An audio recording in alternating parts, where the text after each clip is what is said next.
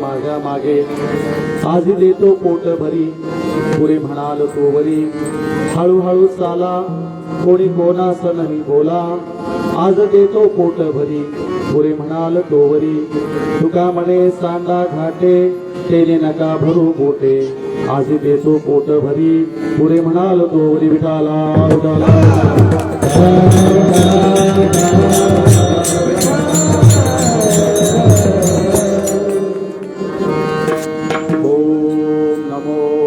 गुरु तुकया प्रज्ञा सूर्य भास्करा ज्ञान मार्तंड होऊनी खेळिले अंधकारा जयाच्या कीर्तने धन्य होय पांडुरंग लोकोद्धाराशी निर्मिले अभंग जयाने चालविला नाम भक्ती मार्ग सोपा नमस्कार माझा तुकया माय बापा श्री संताची या माता चरणावरी साष्टांग करी दंडवत विश्रांती पावलो सांभाळा उत्तरे वाढले अंतरी प्रेम सुखे कृपेच्या ओरसे नंदवरली ही काया नव्या नाविसे उद्धरिलो तुका म्हणे भजन घडता सेवा पूर्व पुण्य ठेवा ओढावला राजर्षी शिवरायचे सवंगडी गाथा तयांची स्मरा उद्धारा सकळ जनांशी शिकवा सन्मार्ग दावा खरा मध्यस्थी नची खोटी कर्मकांड करणे पूजा स्वतःही करा वर्षाचे दिनमना सकळ ही मंगळ स्मरण संतास करा पांडुरंगा करू प्रथम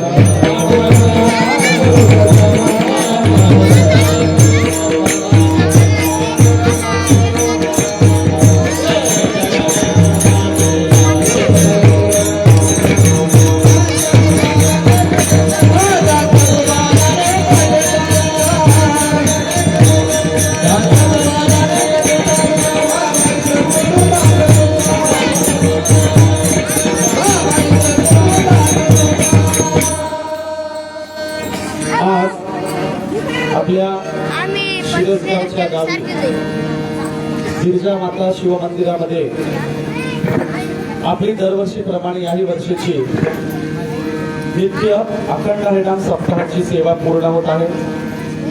आजचा समारोपाचा आनंदाचा दिवस आणि काल शिवाची जन्मोत्सव शिवरात्री झालेली आहे। शिवरात्रीच्या धर्तीवर आयोजित केलेल्या या अखंड हरिनाम सप्त्याचं आजचं शेवटचं कार्याचं कीर्तन या सेवेसाठी आपण भगवान श्रीकृष्ण यांच्या लीला त्यांनी केलेला काला पाहणार आहोत। नामदेवानी वाळवंटामध्ये केलेला काला पाहणार आहोत आणि मग आज आपण काला घेऊन वर्षभरासाठी शिदोरी घेऊन आपण आपल्या संसारात गृहस्थी जीवनामध्ये आपण परतणार आहोत। आणि म्हणून या आपल्या आजच्या सांगतेच्या सगळ्या अखंड हरिनाम सप्त्यामध्ये आपल्याकडं दररोज नियमितपणे सकाळी जगतवंद्य जगद्गुरु तुकोबरायांच्या गाथ्याचं पारायण झालं। हरिभक्त परायण शंकर महाराज बाबुळगावकर यांनी पूर्ण गाथा वाचन केलं। त्यानंतर आपल्याकडे भजनी मंडळी गायक मंडळी सगळे माऊली महाराज विठ्ठल महाराज समाधान महाराज लोखंडे अनिलजी भुतेकर शंकर महाराज मृदंगावर साथ सहयोग देणारे केशव महाराज त्यानंतर साहेबराव इंगळे किशनप्पा इंगळे यांनी आपल्याला पेटीवर साथ दिलेली आहे। त्यानंतर आपल्या सगळ्या सप्त्या कमिटीची पंच कमिटी मंदिर गिरिजा शंकर महादेव संस्थानचे सगळे पंच कमिटीचे सभासद आजची पंगत आहे विजय अंबादास इंगळे आणि आयुब शाह इंगळे सकाळचा नाश्ता त्यांच्याकडनं होता ज्यांनी आम्हाला नियमितपणे 12, 1, 2 किती वाजता चहाची सोय उपलब्ध करून दिली असे गजानन सभागे आणि सुंदर पद्धतीनं पहाटे 4 वाजल्यापासून साऊंड सिस्टीम वर बसून असणारे आणि संध्याकाळी 12 वाजेपर्यंत साऊंडचं सगळं देखरेख बघणारे आपले संतोष साऊंड सिस्टमचे काकासाहेब काळे आणि आपले सगळे सवंगडी आपले सगळे आजच्या दिवशी सवंगडीच का तर भगवान श्रीकृष्णाच्याही लीलांमध्ये काल्यामध्ये कोणीही मोठं नाही कोणीही लहान नाही, खुद्द भगवान श्रीकृष्ण परमात्मा सुद्धा आपल्या सगळ्यांना काय म्हणतात, सवंगडी म्हणतात. म्हणून आज आपण काला करणार आहोत आणि काल्यामध्ये आपण सगळेजण एकमेकांचे आजच्या दिवशी आपण सवंगडी आहोत. इथे कोणी फुगणार नाही, रुसणार नाही. ज्याच्या हाताला जे काल्याचा भाग आला तो लुटायचा आहे आणि आपल्याला वर्षभर आनंद साजरा करायचा आहे, त्या शिदोरीवर जगायचंय. आणि म्हणून अभंगाची धावत्या वेगाचा अर्थ असा आहे की गोकुळामध्ये कुणाच्या घरून तर जेलमधून कारागृहातून नेऊन सोडलेला, वसुदेवाने नेऊन सोडलेला भगवान श्रीकृष्ण गोकुळात लहानाचा मोठा होतोय आणि मोठा होताना त्याच्या खोड्या ज्या सुरू आहेत त्या खोड्यांची वर्णन करणारी अनेक संतांनी अनेक प्रकारची अभंग लिहिली. तुकोबरायांनी मात्र खोड्या पूर्ण झाल्याचं नव्हे तर खोड्या कशा चालू आहेत याचं वर्णन करणारा सुंदर असा अभंग लिहिलाय. तुकोबर अभंगातून सांगतात भगवान श्रीकृष्ण मोरके आहेत आणि मोरके असणारा टोळीचा प्रमुख, मोरके असणारा लिडरशिप करणारा टोळीचा प्रमुख काय म्हणतोय, हे बघा रे, कुणी गडबड करायची नाही, मी सांगतो त्याप्रमाणे आपल्याला काला लुटायचा आहे. म्हणजे काय करायचंय, कुणाच्या घरातलं दही दूध मडके बिडके फोडायचे आणि आपल्याला जे आवडतं ते घ्यायचंय. पण एक जण छतावरून उतरला, एक जण झोपडीतून घुसला, एक जण कुठून घुसला असं चालणार नाही. काय करायचंय, मी सांगतो त्याप्रमाणे आपल्याला सगळं करायचंय. म्हणून लिडरशिप, नेतृत्व भगवान श्रीकृष्ण यांच्याकडे. आणि असं श्रीकृष्णाला का सांगावं लागलंय, कारण कृष्णाचे साथीदार मोठे करामती आहेत. कोणतं लंगड आहे, कोणतं खुळ आहे, कोणतं आवाज देणार आहे, कोणतं भांडणार आहे, कोणतं पळून जाणार आहे, कोणतं शेवटपर्यंत टिकणार आहे. अशा सगळ्या विविध स्वभावाच्या मित्रांना, सवंगड्यांना घेऊन कृष्ण सांगतायत की आपल्याला काला कशाप्रमाणे, लोकांच्या घरात चोरी कशाप्रमाणे करायची, या प्रकारचं चालू क्रिया असणारा अभंग तुकोबरायांनी निर्माण केलेला आहे. आणि म्हणून बघा, आपल्या यादव कुळीचा, आपल्या पूर्वजांमधला सगळ्यात मोठा महापराक्रमी कुठला राजा असेल, शिवाच्या नंतर आपण ज्या शिवाची शिवरात्री घेतोय त्या शिवाच्या नंतर सगळ्यात महापराक्रमी राजा कोण असेल तर तो भगवान श्रीकृष्ण. हा यादव कुळीचा कृष्ण गोकुळामध्ये कसा पोहोचला तर त्याची पूर्व पार्श्वभूमी अशी आहे, आपल्या बहिणीचं फार मोठं भव्य दिव्य लग्न करून तिची मिरवणूक काढून कंस आपल्या राज्यातून सगळ्यांना आनंद लुटत चाललेला आहे. काय सांगतो बघा, माझ्या बहिणीचं लग्न झालंय, हे आमचे मेवणे, आमचे हे भाऊजी. अशा प्रकारच्या रथातून मोठी मिरवणूक चाललेली असताना अचानक आकाशवाणी झाली आणि होत्याचं नव्हतं झालं. जो भाऊ आपल्या बहिणीवर प्रचंड प्रेम करायचा तो मात्र असा बहिणीचा संसार मोडायला निघाला. का तर आकाशवाणी झाली, कंसा तू ज्याच्या नावाने, जिच्या नावाने एवढा आनंद साजरा करतोय, ज्या बहिणीचं लग्न लावून रथातून मिरवणूक काढतोय, तिच्याच पोटाला येणारा 8वं संतती, 8वं मूल तुझा वध करणारे आणि तुझं राज्य हिसकावून घेणारे. आणि मग तुम्हाला सगळ्यांना माहिती काय झालं तर कृष्णाने वसुदेव आणि देवकीला कारागृहात टाकलं. 7 मुली झाल्या, 7ही मुली वेगवेगळ्या पद्धतीने मारल्या, 6 मारल्या, 7वीची वीज झाली. आणि मग मध्यरात्री 8वा कृष्ण जन्माला आला. कृष्ण जन्माला आल्याच्या नंतर सगळ्यांच्या बेड्या निसटलेल्या बेड्या गळालेले सगळे अंगावरचे त्यांनी घातलेले सगळे साखळदंड तुटले आणि वसुदेव एका टोपल्यामध्ये घेऊन आपल्या बाळाला कुठं नेऊन सोडलं, यशोदेच्या घरामध्ये, जिथे भगवान श्रीकृष्णांची कर्मभूमी मानली जाते, जिथं त्यांचं लालन पालन पोषण झालं आणि ज्यांनी आपल्या लीलांनी सबंध भारताला मोहित करून सोडलं. बघा, रामाच्या जीवनामधलं मोठेपण सांगितलं जातं आणि कृष्णाच्या जीवनातलं बालपण सांगितलं जातं. कृष्णाचं बालपण सगळ्यांना आनंद देणार आहे. म्हणून आमच्या संतांनी अखंड हरिनाम सप्ताह आणि पंढरपूरच्या यात्रेचा समारोप करताना सगळ्यांच्या जीवनात लहान बाल गोपाळासारखं जगणं असावं.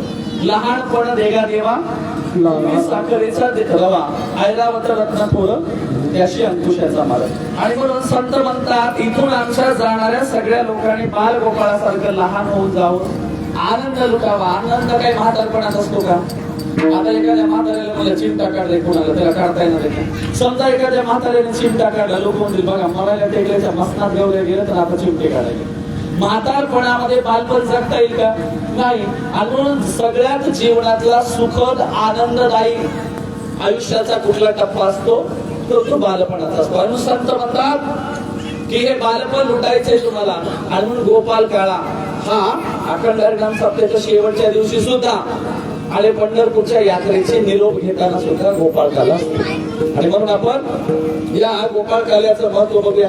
बघा, ज्या दिवशी पृथ्वी तलावर कृष्णाच्या राज्यामध्ये गोपाळ काला होतो, ज्या दिवशी पृथ्वी तलावर पंढरपूरमध्ये संतांच्या राज्यामध्ये गोपाळ काला होतो, नामदेव गोपाळ काला भरवतात.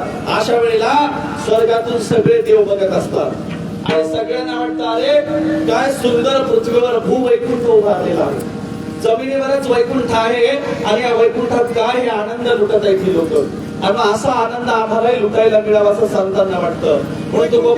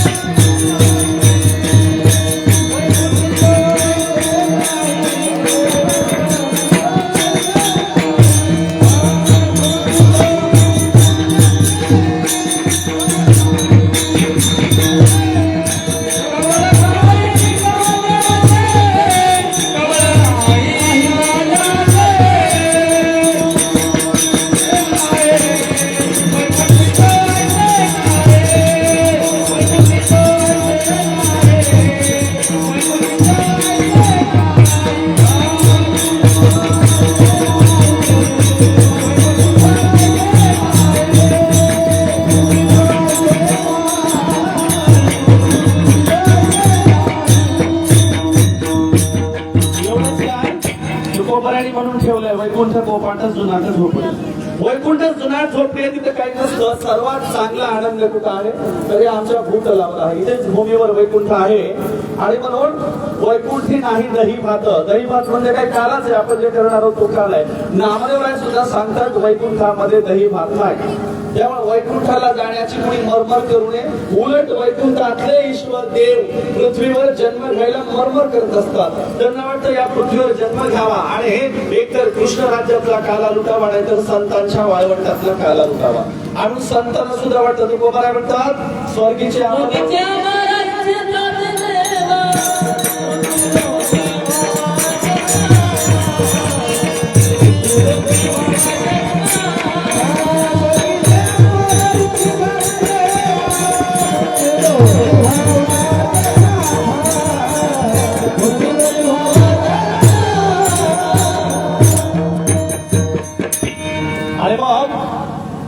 या स्वर्गातल्या सगळ्या देवी देवतांना काय वाटतं अरे काय ही पृथ्वी तलावरची भगवत भक्ती आहे, अरे काय हे लोक किती सुंदर आनंद लुटतात. यांच्या जीवनामध्ये गोपाळ काला आहे, यांच्या जीवनामध्ये संतांचा सहवास आहे. आम्हाला काय आहे त्या स्वर्गात त्या वैकुंठात स्वर्गाबद्दल सांगतो. आपल्याकडे एखादा माणूस मेला त्याची आपण पत्रिका काढतो तेलगीची. पत्रिकेत काय लिहितो आपणास कळवण्यात अत्यंत दुःख होते की आमच्या घरचे अमुक अमुक स्वर्गवासी झालेले आहेत असं की नाही पत्रिकेत. आणि तुम्हाला आम्ही तेलवीचं निमंत्रण देतो असं पत्रिकेत असतं. हे काही कळणार नाही, अजून सोप्यात सांगतो. पत्रिकेत काय असतं आपणास कळवण्यास अत्यंत दुःख होते की आमच्या घरचे अमुक अमुक स्वर्गवासी झालेले आहेत. आता स्वर्गात काय असतं ते बघू म्हणजे पत्रिकेत काय लिहिलं ते कळेल. स्वर्गात काय असतं सांगा बरोबर. स्वर्गामध्ये काय असतं महिला सांगा स्वर्गात काय असतं.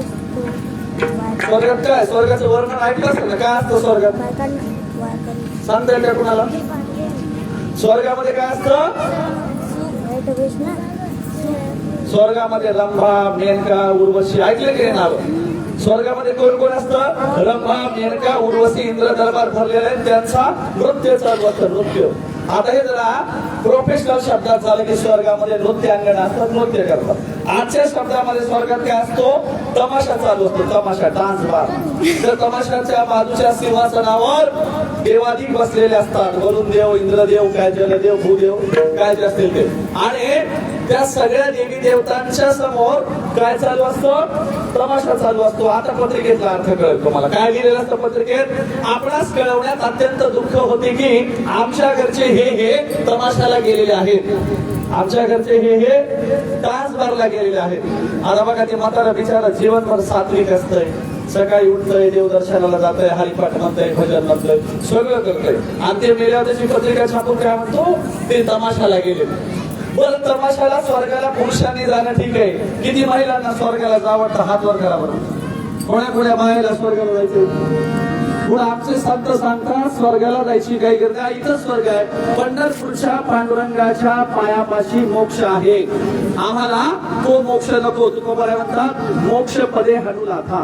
आम्ही तुमच्या मोक्ष पदाला लाथा हाणणार आहोत. आमचा मोक्ष इथंच आहे. हे मग विठ्ठला आम्हाला पुनर्जन्म दे, आम्हाला जन्माला घाल, पण आयुष्यभर तुझी सेवा दे. आम्हाला पंढरपूर बघू दे, आम्हाला पुंडलिक बघू दे, आम्हाला हा सगळा सुखाचा सोहळा आनंदाने बघू दे. सुखाची शिराणी लुटू दे. शिराणी म्हणजे काय? आपण म्हणतो ना प्रसाद द्या.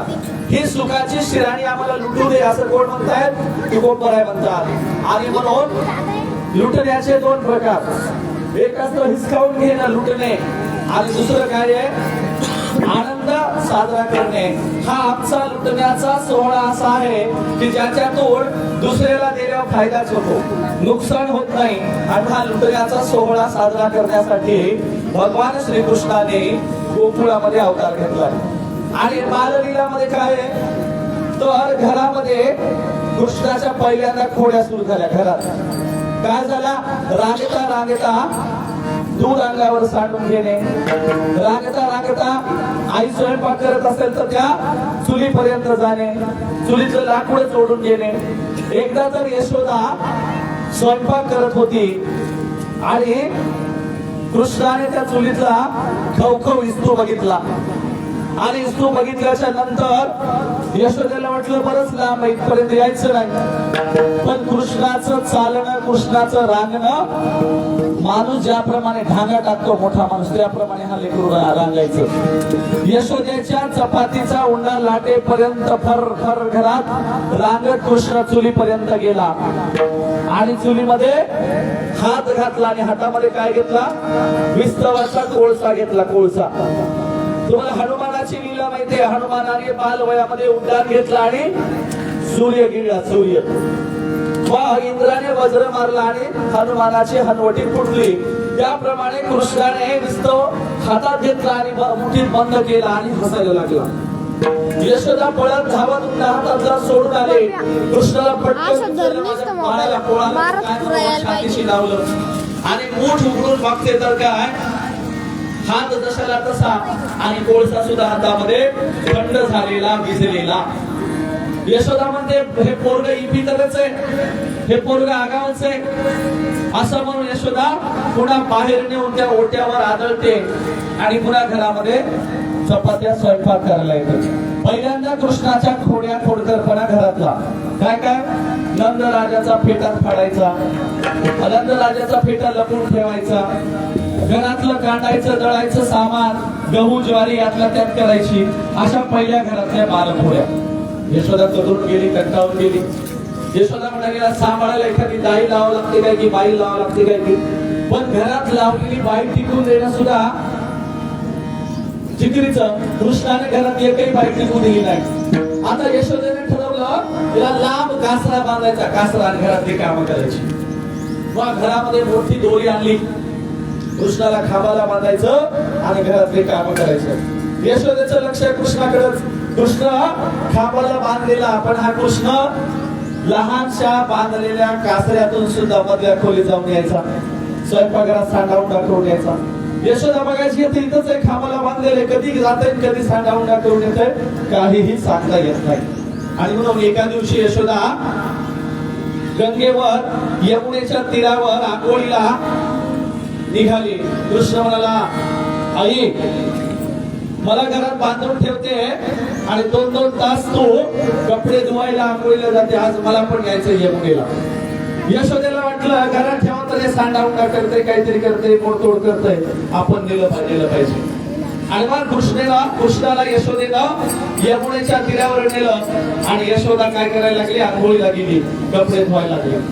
तोपर्यंत कृष्णाने आजूबाजूच्या त्या बायांचे आलेले लेकर खानाखुनाने जवळ बोलावून घेतले आणि जवळ बोलून घेतल्याच्या नंतर वाळूमध्ये कृष्णाचा खेळ सुरू झाला. खेळ कुठले कुठले खेळ खेळले, छाबाबा सुरू झालं, हुतुतू सुरू झालं, खुपरी सुरू झाली, विटू दांडू सुरू झाला आणि कृष्णाने बाळगोपाळांच्या सोबत खेळ खेळायला सुरुवात. आता खेळ खेळत असताना सगळे आपापल्या आया जायला निघाल्या म्हणून सगळे जायला निघाले. कृष्ण मात्र जागीच बसला. अजून आमच्या माईची तयारी झाली नाही. सगळ्यांचे कपडे धुणं, स्वतःचे कपडे धुणं, कपडे वाळवणं, मग निघणं. मग कृष्ण खाली बसला आणि जमिनीवर पडलेला मातीचा खडा उचलला आणि तोंडात टाकला. कुणीतरी म्हणाला, अगं यशोदे, बघ तुझं पोरग वाळूच्या खड्यातली माती वेचून खायले, वाळूच्या वाळवंटातली माती वेचून खायले.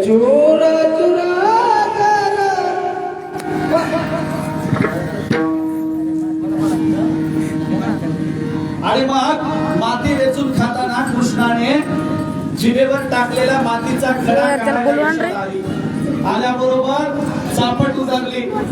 चापट उदारल्याच्या नंतर आ करायला सांगितलं. जेव्हा कृष्णाने आ केलं तेव्हा यशोदेचे सुद्धा डोळे लागले, कारण कृष्णाच्या सबंध जिभेवर आणि आतमध्ये यशोदेला ब्रह्मांड दिसायला लागलं. यशोदेला ही सृष्टी दिसायला लागली. यशोदेचे डोळे गरगर फिरले. काय या कृष्णाच्या लीला,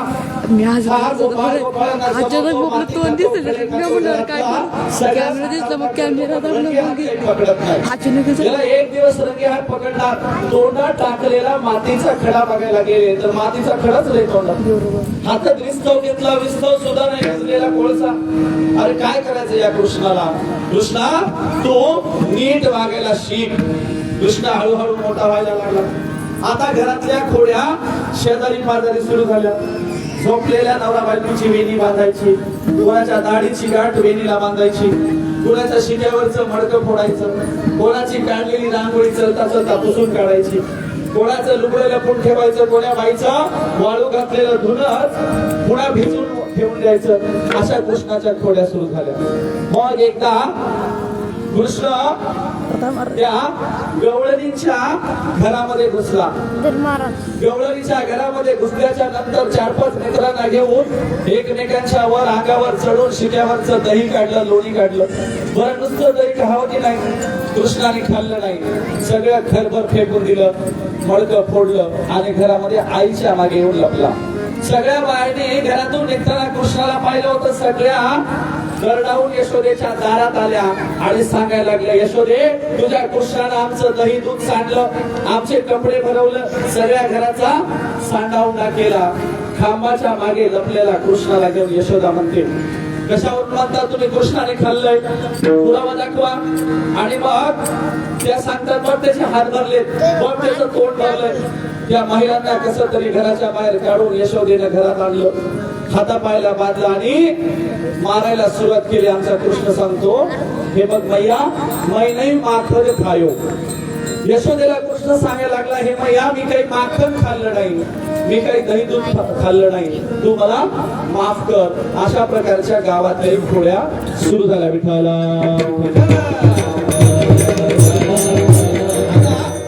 आता ह्या झाल्या कृष्णाच्या खोड्या. कुठल्या? गोकुळातल्या. शेवटच्या प्रसंगामध्ये कृष्ण जेव्हा काय सोडायला लागलाय, गोकुळ सोडायला लागला, तेव्हा सगळ्या मित्रांनी कृष्णाला गरडा घातला होता आणि काय म्हणाले, हे बघ कृष्णा, तुझ्यासोबत लय फिरलो, लय वावरलो, काला केला, ढोर वळले, सगळं केलं. अरे तू गोकुळातून निघून गेल्या, परत भेट कशी व्हायची? तू आता निघून कायमचा चालला, तू राजा होशील, राजगादीवर बसशील, आम्हाला विसरशील. तेव्हा कृष्णाने आपल्या मित्रांना आलिंगन देताना एक वचन दिलं. काय दिलं? हे बघा माझ्या बाळगोपाळांनो, आपण ज्याप्रमाणे कृष्ण युगामध्ये कृष्ण काला केला, त्याप्रमाणे सगळे जण पुन्हा संतांच्या काळामध्ये पृथ्वी तलावर जन्माला येतील. वळद्या वाकड्या पेद्या सुधाम्यांची नावं काय होतील? संत गोरोबा काका, संत सावता महाराज, संत विसोबा टीचर, संत चोखोबर. अरे तुम्ही पुन्हा माझे बाल गोपाळ होऊन इंद्रायणीच्या तीरावर, चंद्रभागेच्या तीरावर अवतरित व्हाल. आणि मग आपण वाळवंटामध्ये पंढरपूरच्या काला करू, चोखा मेळ्याच्या अंगणामध्ये काला करू कृष्णाने वचन दिलं. आणि मध्ययुगीन भारतामध्ये संतांनी सुद्धा वाळवंटामध्ये काला सुरू केला. संतांचा वाळवंटात काला सुरू झालाय. नामदेवरायांचं काल्याचं कीर्तन चालू आहे. सगळे संत ऐकायला बसलेत आणि नामदेवरायांच्या काल्याच्या कीर्तनाचा अभंग कुणी म्हटलाय? आमच्या जनाबाईने म्हणताय. जनाबाई म्हणते ज्ञानदेवा बघा नामदेवरा कीर्तनाला उभे, तुम्ही अभंग बोला. नामदेव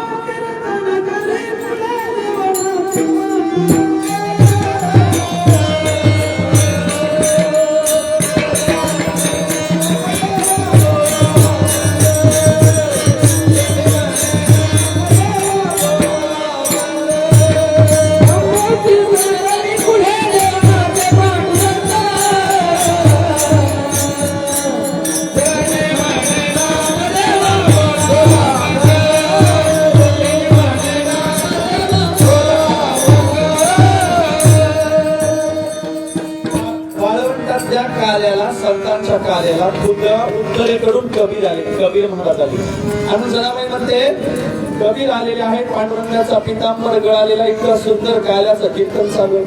काल्याचं कीर्तन संपलं आणि संत म्हणायला लागले, हे बघा ते पंढरपूरचे बडवे आपल्याला काही विठ्ठलाच्या पायरी समोर काला करू देणार नाही. पंढरपूरचे बडवे काही वाळवंटातही काला करू देणार नाही. आपण काला करायचा कुठं, दही हंडी फोडायची कुठं. मग नामदेव म्हणाले काही काळजी करू नका. तुकोबराने नामदेवांच्या साठी आणि भगवान श्रीकृष्णासाठी एकच अभंग निर्माण केला. काय? तिकडे भगवान श्रीकृष्णाला गावातून हाकलून देण्यात आलं. माय म्हणाली जनावर घ्यायचे, गुरढोरं घ्यायचे, माळावर जायचं.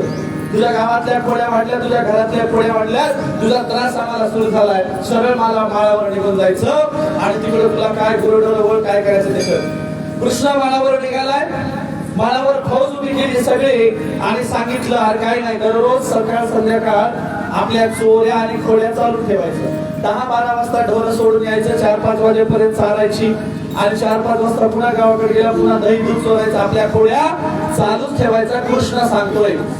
आणि म्हणून दुसऱ्या दिवशी सकाळी ढोरं सोडून माळाच्या दिशेने लावले आणि कृष्णाने सगळे मावळे गोळा केले आणि आज एका घरी दरोडा टाकायचा म्हणले, दही दूध चोरायचे म्हणले. कृष्णाने सुद्धा मावळ्यांना गोळा केलं आणि एक जणाच्या घरी दरोडा टाकायला सूचना द्यायला सुरुवात केली, कसा दरोडा टाकायचा ते. इकडे नामदेव महाराजांनी सांगितलं हे बडवे, हे उत्पाद विठ्ठलाच्या मंदिराच्या समोर काला करू देणार नाहीत का? ठीक आहे.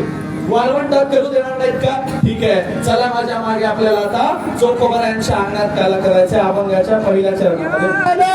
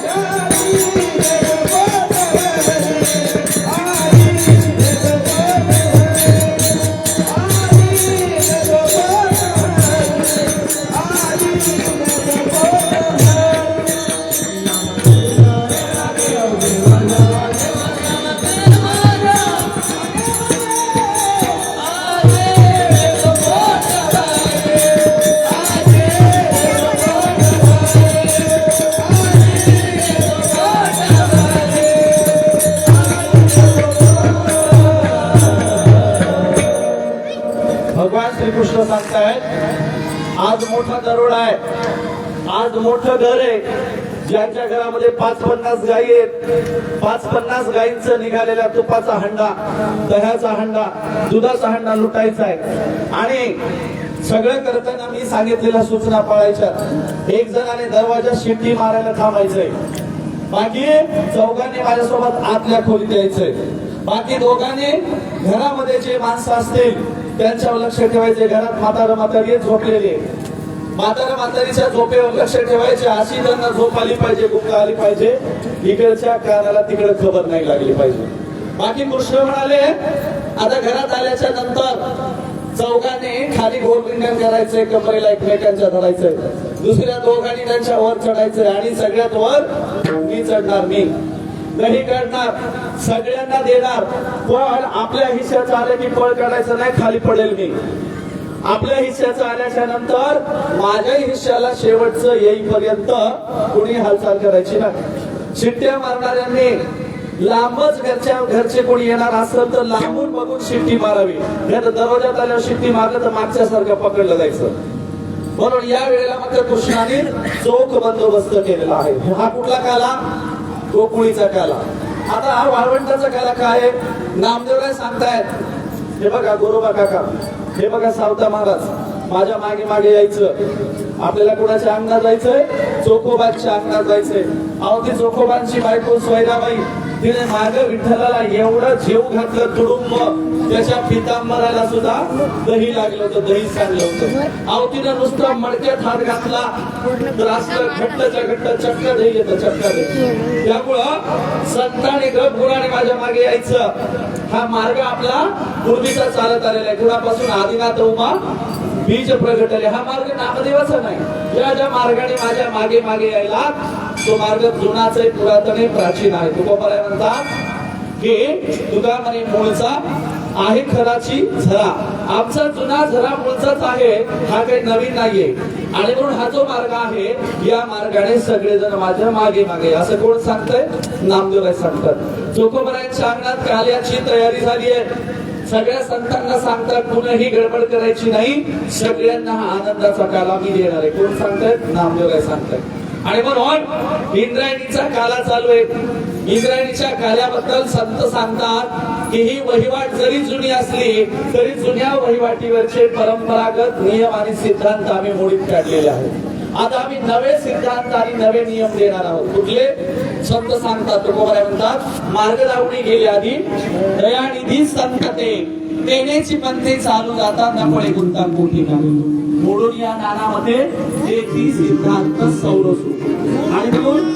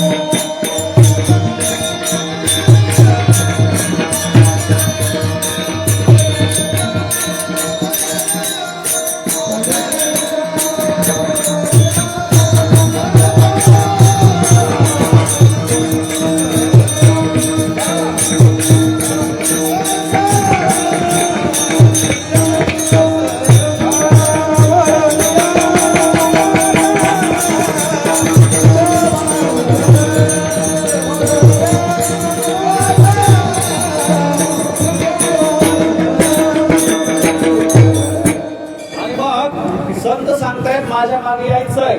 मार्ग जुना जरी असला तरी या मार्गाचं शुद्धीकरण करायला आपण घेतलंय.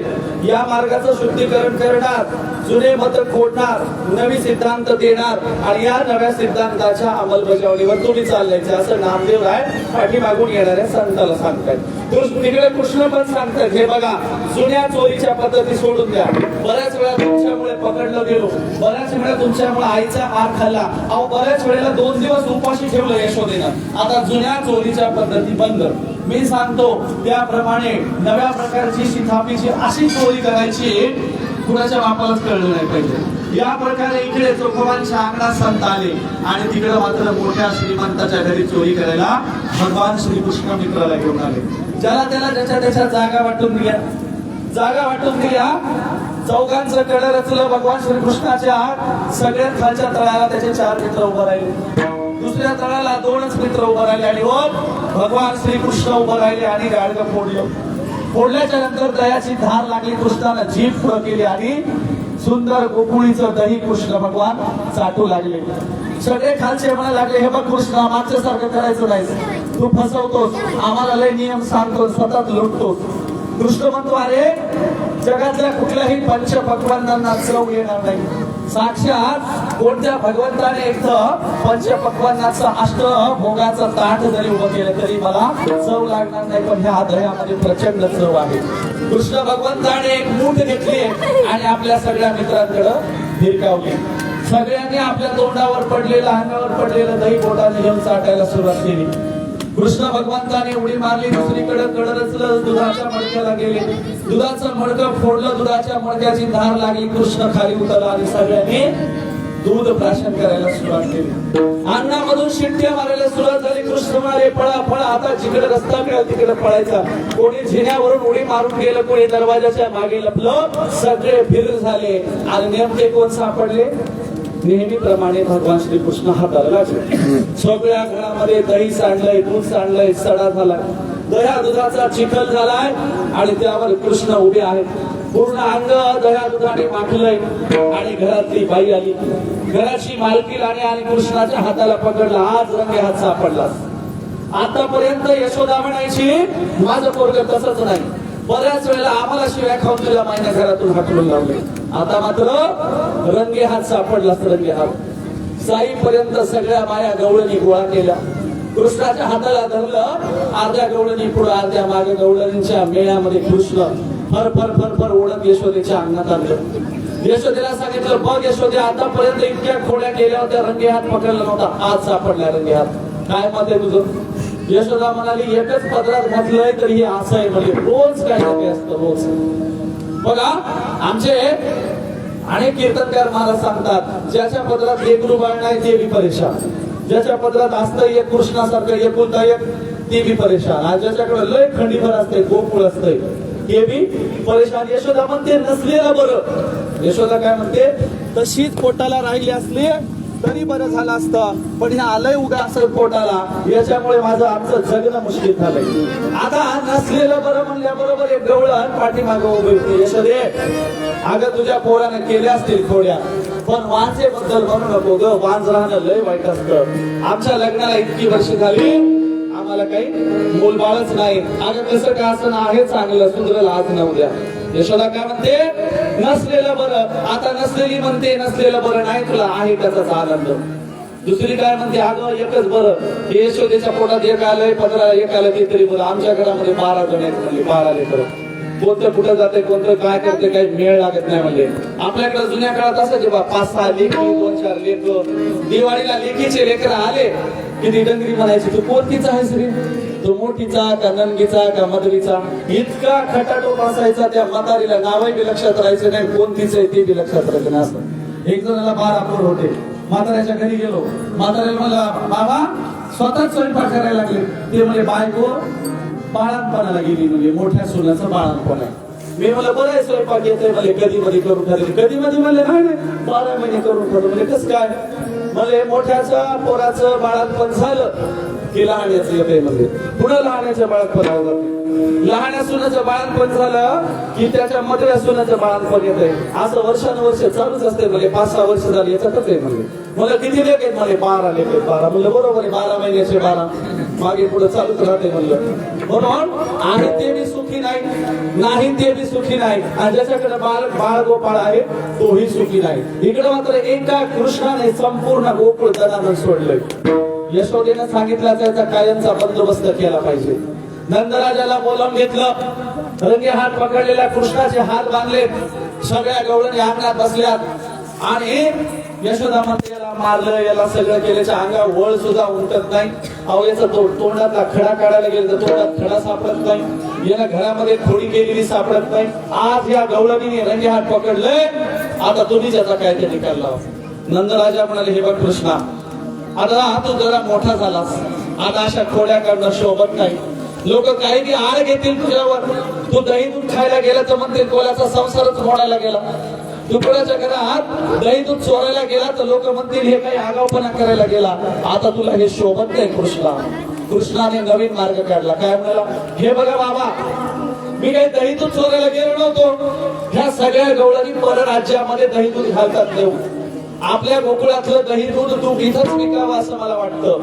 कृष्णाचा शहाणपणा बघा, मोठेपणा. हे दही दूध तूप इथंच विकावं अशी माझी इच्छा आहे. आपल्याच राज्याची देशाची भरभराट व्हावी माझी इच्छा आहे. आणि या इंद्र राज्यामध्ये जाऊन दही दूध तूप घालतात. मला हे बिलकुल पटलेलं नाही. आता नंदराजाला राजकारणाची आवड, नंदराजा म्हणजे तिथला प्रमुख. नंदराजाला वाटलं कृष्ण सांगतोय त्याच्यात तथ्य आहे. नंदराजा यशोदेला काय म्हणाले, अगं बघ यशोदे, माझ्या कृष्णाला किती शहाणपण आलंय, माझ्या कृष्णाला काय सगळं कळायला लागले, बोल कृष्णा तुझं काय म्हणणं आहे. कृष्ण म्हणाला, बाबा आपल्या गोकुळात कायदा करून टाका.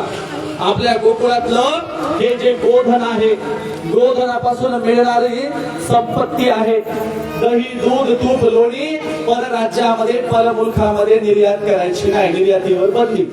नंदराजा म्हणाले कबूल. नंदराजाने सगळ्या गवळणींना सांगितलं, हे बघा अगोदर प्रथम प्राधान्य आपल्या राज्याला, प्रत्येकाच्या घरी दही दूध तूप पोहोचलं पाहिजे, इथंच विकायचं, इथंच बाजारपेठ उभी करायची. इंद्र दरबारात जाणार दही दूध तूप लोणी यावर आजपासून बंदी. गवळणी म्हणाले, एक तर घरात येऊन नाच करतच होता, आता आमच्या बाजारावर बी बंदी आणली, कसं बाजार करायचा. गवळणी नंदराजाच्या पुढे काही बोलल्या नाही, निघून गेल्या. आणि कृष्णाला सांगितलं नंदराजाने, कृष्णा आता तूच लक्ष ठेवायचं, चोरीच्या वाटेने एखादी गवळण दही दूध तूप विकायला मथुरेच्या बाहेर गेली रे गेली, गोकुळाच्या बाहेर मथुरेला गेली ती तू अडवायचं. आणि मग कृष्णाची नवी ड्युटी सुरू झाली. नवी ड्युटी कुठली, वाटेवर मित्रांना घेऊन उभं राहायचं आणि गवळणीला विचारायचं कुठं चालली, पास आहे का तुझ्याकडे, परमिशन आहे का, चल परमिशन दाखव, आणि मगच तू मथुरेला जायचं. अशा प्रकारे कृष्णाने मथुरेला जाणारा गोपाळ गवळणींचा मेळा रोखला आणि त्यांना स्वदेशी मालाचा पुरस्कार करायला शिकवला. आता एवढ्यावर झालं तर ठीक आहे. आता इंद्र दरबारात जाणारा जो काही माल आहे तो रोखल्यावर इंद्र गप्प बसणार आहे का, नाही. इंद्राने हाहाकार केला, या कृष्णाने आम्हाला येणारा सारा रोखला, या कृष्णाने आम्हाला येणारा रसद रोखली, रसद. कृष्णालाही धमकावलं पाहिजे. इंद्र भूतलावर आले आणि सांगितलं, हे बघ कृष्णा, तू जर तुझ्या गोकुळातल्या गोपाळकाला गोकुळातलं दही दूध तूप आमच्यापर्यंत येऊ देणार नसेल तर आम्ही वरचे धरण फोडू, आम्ही वरच्या नद्या फोडू आणि तुझं गाव वाहून जाईल, लक्षात ठेव. कृष्ण म्हणाला कबूल, परंतु आम्ही आमचा काय जे साठा आहे तुमच्यापर्यंत देणार नाही, काही झालं तरी चालेल. आणि म्हणून इंद्राने वरची धरणं फोडली, धो धो पाऊस पडला, नदीला पूर आला आणि आता नवं संकट आलं. कुठलं तर आमचं गोकुळ आता पाण्याखाली जाण्याची शक्यता निर्माण झाली. भगवान श्रीकृष्णाकडे गवळणी आल्या, गवळणी नंदराजाकडे गेल्या वेळेला बघा कृष्णामुळे नवं संकट आलं, गाव वाहून जायची वेळ आली. सगळ्या बाजूनी पाण्याला वेढा दिलेला आहे, प्रचंड धो पाऊस पडतोय, वरची धरणं फोडली, काय करायचं. नंदराजा कृष्णाकडे गेलेले, कृष्णा बघ आपल्या राज्यावर नवं संकट आले, तू तर फार राज्य कारभार करायच्या गोष्टी करत होता. कृष्णाने गावच्या लोकांना सांगितलं, माझ्या मागे सगळ्यांनी यायचं, आज मी तुमची कायमचा बंदोबस्त करणार आहे. कृष्णाने बासरी घेतली आणि बासरी वाजवत वाजवत वाजवत कृष्ण गोकुळाच्या बाहेर गोवर्धन पर्वताच्या दिशेला निघाले. गोवर्धन पर्वतावर गाव हलवलं, नवं गाव वसवलं आणि सगळ्यांना कायमस्वरूपी कायमची व्यवस्था करून दिली. आणि म्हणून धर्मग्रंथ लिहिणारे लिहिलं, कृष्णाने करंगळीवर पर्वत उचलला. म्हणजे काय केलं, नवं गाव वसवलं, आम्हाला जगण्यासाठी नवी भूमी कृष्णाने दान दिली. विठाला विठाला. अशा प्रकारे भगवान श्रीकृष्णाच्या बाल लीलांपासून राज्य कारभार करण्यापर्यंतच्या सगळ्या लीला कुठं सुरू झाल्या, गोकुळामध्ये सुरू झाल्या. आणि गोकुळाचं वर्णन नामदेवांनी केलं, तुकोबरायांनी केलं, सगळ्या संतांनी केलं. सगळ्या संतांना गोकुळ मात्र प्रचंड प्रिय वाटलं, ब्रजभूमी प्रिय वाटली, कृष्णाचे अनेक रूप सगळ्यांना प्रिय वाटले. म्हणून संतांच्या साहित्यामध्ये रामाच्या पेक्षा सगळ्यात जवळचं वर्णन कोणाचं सापडतं तर ते कृष्णाचं वर्णन सापडतं. आणि म्हणून ही कृष्णाची भक्ती नामदेव आता चोखोबायांच्या अंगणात गोपाळकाल्यामध्ये सांगायला लागले. नामदेवांनी सांगायला सुरुवात केली. आता बघा कृष्ण पुन्हा आपल्या बाळ गोपाळांना गोळा करून आता गोवर्धन पर्वतावर गाई ढोरं चारायला नाही लागला. पर्वताच्या एका बाजूला गाव वसवलं, दुसऱ्या बाजूला पडीक जमीन सगळ्यांना ढोरं चारण्यासाठी. दुपारशी वेळाने सगळ्यांना आणलंय, सगळे आले आणि जगातला पहिला समतेचा, जातीयंताचा, मित्रत्वाचा, बंधुभावाचा गोपाळकाला कोणी सुरू केला, कृष्णाने सुरू केला. कृष्ण म्हणाले, हे बघा ज्याने त्याने ज्याच्या त्याच्या झाडाखाली भाकरी खायच्या नाही. आज काय करायचं, सगळ्यांच्या भाकरी आलेल्या भाज्या कुस्करायच्या आणि आता त्याचा आपल्याला काला करायचा आहे. वळद्या तू काय आणलंस? माझं काय बाबा, मी गरिबीत लागली भाकर आणली, त्याच्यावर ठेचायचं लहान टाकल्या सगळ्या समोर अंथुरलेल्या रुमालावर. पेंद्या तू काय आणलंस? माझं बेसन भाकरी आहे, चल टाक मिक्स कर त्याच्यात. आणि तू काय आणला? कृष्ण आज काहीच नाही आलं, उपवास आहे, टाक आणले मी, टाक, चल रिचव त्याच्यावर. अरे भगवंताने काय होईल ते कसं होईल, जे होईल ते होईल, आज आपण खायचंय. सगळ्या मित्रांना कुणी कुणी काय काय आणलं ते आणायला लावलं, विचवलं. मोठा कृष्णाने त्याच्यामध्ये काला केला. काला आपल्याकडे म्हणतात त्याची गार भरलीच नाही, गार केली, गार केलं. आणि काला केला कृष्णाने, त्याचे मुटकुळे केले, हातामध्ये घेतला आणि सगळ्यांना सांगितलं आता हातात घ्या आणि मला टेस्ट सांगा कशी. तुमच्या माईला सुद्धा कधी जमली नाही इतकी सुंदर टेस्ट माझ्या हाताला आहे. तुमच्या पिढ्यानपिढ्यांमध्ये इतकी सुंदर चव कधी कधी घेतली नसेल, ही चव बघून सांगा. सगळ्यांनी चव घ्यायला सुरुवात केली आणि कृष्णाकडे आश्चर्याने बघायला लागले. कृष्ण, अरे तुला एवढा भारी आयटम येत होता तर आजवर का नाही सांगितलं? कृष्ण म्हणाला, अरे गोपाळानो, हा आयटम असा नेहमी करायचा नसतो. हा आयटम 12 महिन्यातून एकदाच करायचा असतो, परंतु ज्याच्याबद्दल पिढ्यानपिढ्या नाव घेतलं पाहिजे असा आयटम आहे आपला. आणि म्हणून कृष्णाने आपल्या सगळ्या बालगोपाळांमध्ये केलेला काला वाटला. सगळ्यांनी कृष्णाचं नाव घेतलं, गोपाल कृष्ण भगवान की. सगळ्यांनी कृष्णाला हात जोडले. कृष्णा मित्र असा होता तुझ्यासारखा, आम्हाला कधी उपाशी राहू दिलं नाही. आणि आम्ही कधी आणलं नाही गुरढोराचं आलं तर तुझ्याकडचं दिलंस.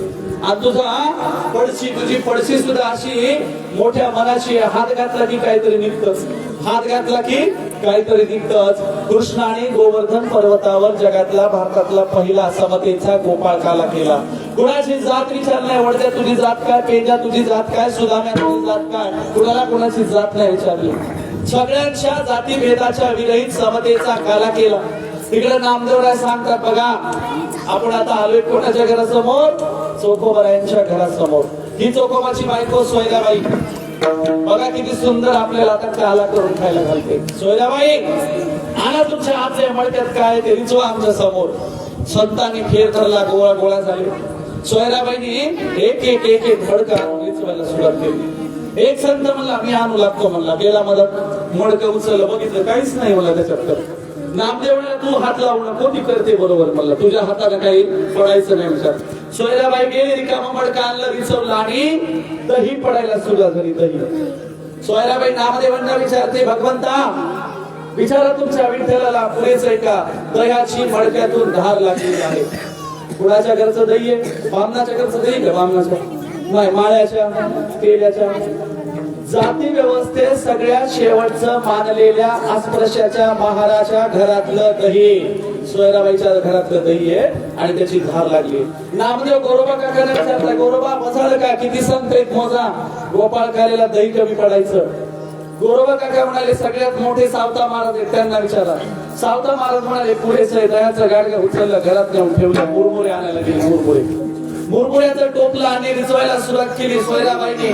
बघा भगवंता किती लागतं सांगा. नामदेव म्हणाले, गोरोबा काका म्हणाले, सावतोबांना विचारा सगळ्यात मोठे. सावतोबा म्हणाले, बसालं. असं करता करता दही, मुरमुरे, साखर आणून टाकली आणि सोयराबाईने आपल्या दोन्ही हाताने वर खाली करायला सुरुवात केली. बघा पांडुरंग विटेवर अजून उभेच आहे, तिकडे गोपाळ खायला सुरू झालाय. पांडुरंग म्हणतात, रुक्मिणी आता मात्र थांबू शकत नाही ग. नामदेवाचं कीर्तन झालं, सगळे तुकोबाच्या अंगणात गेले, सगळ्यांची भजनं झाली, आता मात्र मी थांबू शकत नाही. रुक्मिणी म्हणाली, भगवंता हा दुर्मिळ योग योगदाच येतो, त्यावेळेला मात्र मी नसल खायला. कृष्ण अवतारात गोवर्धन पर्वतावरच्या कार्याला मी नव्हते भगवंता, तुमच्या कार्याचं तेव्हा माझ्याकडून मिस झाला, मिस. आता मात्र मलाच जोडीला सोबत घ्या. कृष्णाने रुक्मिणीच्या हाताला धरला आणि चंद्रभागेचा अलीकडचा तीर ओलांडून पलीकडच्या तीरावर आले. तोपर्यंत कार्याचं वर खाली करणं चालू होतं. नामदेव म्हणाले, सोयराबाई भरा त्या मडक्यामध्ये काला त्या गाडग्यात धरला आणि वर टांगायला सुरुवात केली. रुक्मिणी आली, कृष्ण आले. भगवान श्रीकृष्ण आल्याबरोबर संतांनी सगळ्यांनी कृष्ण रूपाला म्हणजे कुणाला, विठ्ठलाला आणि रुक्मिणीला नमस्कार केला. विठ्ठला विठ्ठला.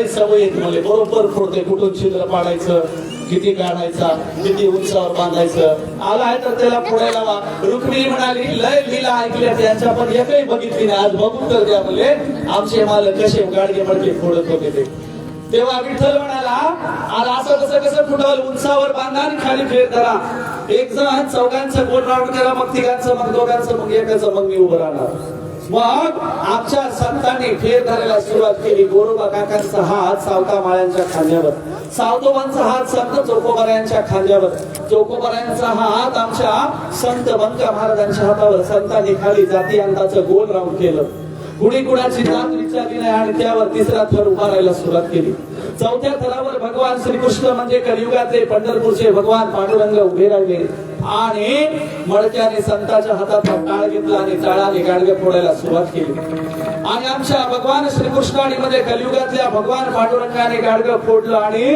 त्याच्यातून मुरमुऱ्याची साखरेची दह्याची धार लागली संतांच्या अंगावर धार पडली आमची जनाबाई वेचायला लागली पडलेलं खापर हातात घेऊन सोयराबाईकडे जनाबाई देताना म्हणाली सोयराई हा पहिला गाडग्याच्या खापराचा मान तुम्हाला पिठाच्या डब्यात टाका घरात नेऊन टाका विठ्ठलाने फोडलेल्या दहीहंडीच्या खापराला बरकत असते बरकत कधी तुमच्या संसारामध्ये दुःख कष्ट येणार नाही हा संतांनी सुद्धा गोवर्धन पर्वतासारखा आधुनिक कलियुगामध्ये मध्ययुगीन भारतामध्ये समतेचा गोपाळकाला केला विठाला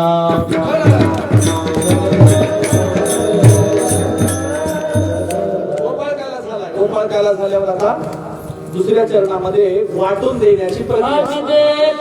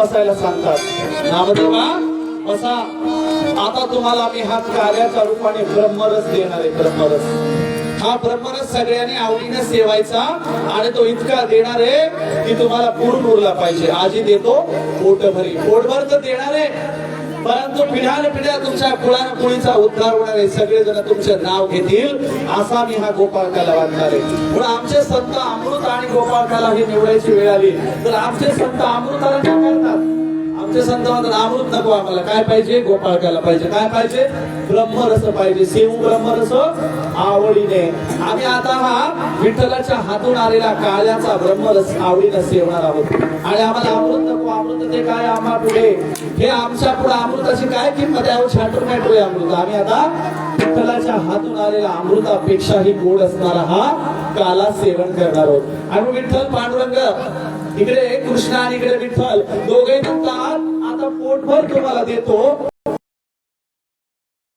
जो सेवन करेल ऐकेल सेवन म्हणजे फक्त खाली नव्हे सेवन म्हणजे श्रवण करणे सुद्धा आतमध्ये भिनवणे अंगामध्ये आपल्या ते बिंबवणे अशा प्रकारचं सेवन आहे आणि म्हणून आम्ही आता भगवान श्रीकृष्णाच्या लीला पंढरपूरच्या पांडुरंगाच्या लीला सेवन करणार आहोत आणि ते सेवन केल्यावर आचरणात आणणार आहोत काय काय कसं आचरणात आणायचं आचरणात असं आणायचं की इथून गेल्यावर चांगलं वागायचंय चांगलं बोलायचंय प्रेमाने व्यवहार करायचा लेकरा बाळांना शिकवायचंय गावाचा विकास करायचा भांडणं कमी करायचे तसं आपलं शिरसगाव समतेच्या बाबतीत फार चांगलं इथं काही मारामारी नाही भेदाभेद नाही कोणाला त्रास नाही फार सुंदर एकात्मता बाळगणार गाव परंतु याही पलीकडे भगवान श्रीकृष्णाच्या गोकुळी सारखा नामदेवांच्या पंढरपुरी सारखा आपल्याला समतेचं आचरण करायचंय चांगल्या प्रकारे वर्तन करायचंय नाही तर काय किती जणाला काही समजून सांगा ते हजार कीर्तन ऐकतंय पण तसंच वागतंय त्याला किती समजून सांगा, हना मारा पुरा, पण ते काय करते त्याच्यासारखंच वर्तन असतं, निर्लज्जासारखं वागते ते. म्हणून आम्हाला हे ऐकून आमच्या जीवनात चांगल्या प्रकारचं आचरण करता आलं पाहिजे असे आमचे संत सांगतात. गोपाळ खायला कशासाठी आहे? ते खाल्ल्याच्या नंतर जोपर्यंत त्या काल्याचा आमच्यामध्ये अंश राहील, काल्याचा अंश म्हणजे श्रवण भक्ती आणि काला घेऊन गेलेला प्रत्यक्ष भक्ती, अशा प्रकारचा अंश जोपर्यंत आमच्या गावात आमच्या आजूबाजूला आमच्या देहात राहील तोपर्यंत आम्हाला भगवंताचं समतेचं माणुसकीचं काम पुढं घेता आलं पाहिजे. आता निर्लज्जाचं उदाहरण सांगतो. निर्लज्जाला किती समजावून सांगा काही फरक पडतोय का? एक निर्लज्ज तिजोरी फोडायला गेला, तिजोरी, आणि तिजोरीवर हातोडा मारणार, तो त्याला तिथं पाठी दिसली, त्या पाठीवर लिहिलं कृपया तिजोरीवर अवजड वस्तूंचा प्रहार करू नये. तिजोरी मोठी फुटली तुटली तर तिचा परत उपयोग व्हायचा नाही. हे होता निर्लज्ज. त्याला वाटलं चला काहीतरी लिहिले वाचू आणि तिजोरी फोडू. तिजोरी लिहिलं होतं बाजूला लाल रंगाचं बटन दिलंय, ते दाबा म्हणजे तिजोरी आपोआप फुटेल. सोनाला वाटलं चांगलंच आहे राव, मध्यरात्री कशाला ठाक्या टोक्या करायच्या, हातोडा घेऊन आलता काय पाना बिना सगळं घेऊन आलता. त्याला वाटलं मध्यरात्री कशाला ठाक्या टोके करायचे, लाल रंगाचं बटन बघितलं, बटन दाबलं, टॉय टॉय वाजलं, पोलीसची गाडी आली पकडून घेऊन गेली. आता गप्प का नाही, याला पकडल्याचं काही नाही. हा पोलीसवाल्याला म्हणतो आपली लय दिवसाची इच्छा होती मला पोलीसच्या गाडीत पुढच्या तोंडाला बसायचं. मला पोलीसवाले म्हणले पकडलं ती गेलं कोणीकडे म्हणले पुढच्या तोंडाला बसायला.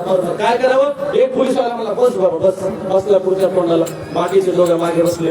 मग एक पोलीसवाला मला आज तुला रंगे हात पकडला, सांग तुझं काय मत आहे? अरे लय दिवस झालं शोधत होता, सापडत होता, आज रंगे हात सापडला, काय मत आहे? हा म्हणला आपला तर माणुसकीवरचा विश्वासच थोडा नाही म्हणला.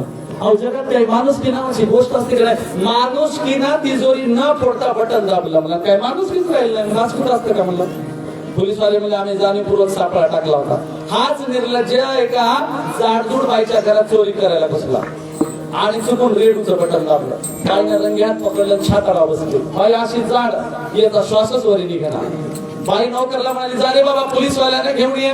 नोकर अंधारात काहीतरी शोधायला लागला. बाई म्हणली का जात नाही, जा पोलीसवाल्याने घेऊन ये. मला माझ्या आपलं बाईसाहेब अंधारामध्ये माझे चप्पलच सापडना म्हणला. हे घालून म्हणते बाबा माझी घालून जाय, पण पटकन जायचं वजन सहन होईना म्हणला. लईच जाड आहे मला, यापेक्षा पोलीसवाले बरे म्हणला. पोलीसवाले आले, पकडून घेऊन गेले. हाच एकदा चोर बाजारामध्ये गेला आणि बाई पेरू विकत होती जांभूळ. पेरू विकताना चुकून घेतला एक पेरू खात खात खात खात निघाला. काय करावं? त्याला म्हटलं बाईने बघितलं की रंग्यात पकडलं, कॉलरला धरलं, उताना पाडला, असा मारला, मारून मारून तिची चप्पल तुटली. यानं हुका चूक केलं नाही, नसत वर बघत होता. बाईनं पुन्हा हात उठलेली चप्पल फेकून दिली आणि पेरू जांभूळ. आता काय करावं? लोक याच्या भोवती जमलेले होते. त्यातलं माझ्यासारखं एक जण शहाणा म्हणलं उरकाच काय म्हणला, अरे 2 रुपयाच्या जामासाठी इतका मार खाल्ला, 2 रुपये घेण्याचं मार खायची वेळ आली का? ते वर तोंड करून होते. मग काय झालं? मला तिची चप्पल तुटलीच की म्हणला. आपल्याला मारण्यापेक्षा तिचं नुकसान झालं की म्हणलं, आपलं काय म्हणला? निर्लज्ज. हाच निर्लज्ज जेलमध्ये गेला आणि असा पुढे छाती काढून चालायला लागला. दोन्हीकडून 2 पोलीसवाले. जेलर मध्ये काही लाज आहे का बघा म्हणले, जणू काय आमदार खासदारासारखे आले म्हणले. जेलर म्हणले या जावई बापू पहिल्यांदाच आले वाटतं. हा म्हणतो नेहमीच येतो, पहिल्यांदाच पाहिजे म्हणतो. आम्हाला मेहना करायला बसला. आणि म्हणून अशा निर्लज्जांच्या जीवनात किती कीर्तनकारांना व्याख्यान लावा, पुस्तक वाचा, त्याच्या भोवती बसा, समजून सांगा, काहीही फरक पडत नाही. अशा प्रकारची माणसे बघा. एका ठिकाणी कीर्तन संपलं, आधारात देव होतो. एक जण म्हणला माईचान किंवा म्हणला लय भारी बोलतात. दुसरा म्हणला चलतच राहते भटत राहते, धंदाच आहे म्हणला त्यांचा. काय म्हणला? धंदाच आहे. म्हणजे आम्ही किती तुमच्या बदलासाठी सांगा, आम्ही बदलतच नाही. कृष्णाचे कुठे गोकुळी आणि मथुरेला पाय लागले, गोकुळ आणि मथुरा अजरामर झाली. आमच्या संतांचे पंढरपूर मंगळवेढेला पाय लागले, पंढरपूर मंगळवेढा अजरामर झाले. आमचे गावाला पाय लागले की गावाला अवकाळच येते. एखादा आमच्या गावात आला रे आला की 2 वर्षाचा दुष्काळच पडते. असे आम्ही पांढऱ्या पायाचे. म्हणून खेड्यामध्ये एक म्हण आहे बघा, कस काय पाय कोणीकडे आले पाहुणे, इकडे कस काय पाय वाट वाकडी केली. कारण पाहुण्याला माहित असतं येणे हात पाय पाय वाट वाकडी केली, आमच्या गावाचं वाकडच होते म्हणतात. म्हणून आमचा सुद्धा पाय गुण चांगला असला पाहिजे. आमच्या गेल्याने लोकांना आनंद मिळाला पाहिजे. आम्ही पाहुण्यांना यावंच वाटलं पाहिजे. पाहुण्याने मला कसं काय राव तुम्ही 2 वर्ष झालं आलेच ना, या आमच्याकडे. आमचं येणं सुखदायी वाटलं पाहिजे. संतांचं येणं सुखदायी वाटतं, भगवंताचं येणं सुखदायी वाटतं. अरे त्या गवळणी कृष्ण मथुरा सोडून चाललाय, गोकुळ सोडून चाललाय, मथुरेकडे निघालाय. त्यावेळेला अख्खं गाव वेशीवर येऊन रडायला लागले. गवळणी मोठमोठ्याने धावा करायला लागल्या. सगळ्या गवळणींच्या अश्रू अक्षरशः अंगावर खाली ओघळायला लागले. याला म्हणतात प्रेम, याला म्हणतात भक्ती, याला म्हणतात आपुलकी. अख्ख्या गावाला त्रास दिला, अख्ख्या गावाला कोण्या मार्गाने डिवचलं, त्रास दिला. परंतु अख्खं गाव कृष्ण जेव्हा मथुरा सोडायला लागला तेव्हा रडायला लागलेला. अगदी असाच प्रसंग आहे. नामदेव सुद्धा उत्तरेकडे चाललेले आहेत आणि नामदेवांना पंढरपूरच्या वेशीपर्यंत सोडायला गावची मंडळी आली आणि सगळं गाव अक्षरशः रडायला लागलेलं आहे. आणि म्हणून संत नामदेवांचं आणि कृष्ण चरित्र, नामदेवांचं नामदेव चरित्र जवळपास सारखंच. आणि म्हणून आता आम्ही या संत चरित्रातून शेवटची कथा ऐकून शेवटचं गाण्याचं कीर्तन देऊन आचरण कसं करतो महत्वाचं आहे. बघा, आचरण फार महत्वाचं आहे. म्हणून आम्ही आता एकमेकांच्या कागाळ्या कुसाळक्या भांडणं काय असेल ते थांबवलं पाहिजे. समतेचं वर्तन केलं पाहिजे, समतेचा काला केला पाहिजे. बघा, आपल्या खेड्यातल्या 4 बाया एकत्र येतात. पहिल्यांदा तर महिला एकत्र येत नाही आणि आल्यावर चर्चा कशी असते. 4 बाया एकत्र आल्या की चर्चा काय असते, कोणाची नांदना, कोणाची पळून गेली, कोणाला कोण फुटला, कोणाची काळी मोड झाली, याच्यावर चर्चा असते. आमची चर्चा काही चांगुलपणावर नसते. आमची एकोणीकाचं घराणं करणं, काहीतरी करणं याच्यावर नसते. आमचे संत सांगतात, बघा ती जनाबाई त्या सोयराबाईच्या घरी जाते आणि चर्चा कशाची करते, पांडुरंगाची करते. सोयराबाई मुक्ताबाईची भेट घेते, दोघींची भेट होते. चर्चा कशाची असते, समतेची, विठ्ठलाची, रुक्मिणीची, महत्वाची, मातीची. अशा प्रकारच्या आमच्या संत स्त्रिया चर्चा करतात. आमची कानुपात्र चर्चा काय करते, ती म्हणते विठ्ठला, हरणाच्या पाडसासारखी माझी अवस्था झालीये. हरणाचं पाडस ज्याप्रमाणे वाघाने धरावे त्याप्रमाणे माझी अवस्था झाली. देवा, फक्त मला तू पाहिजे, मला तुझी भेट पाहिजे.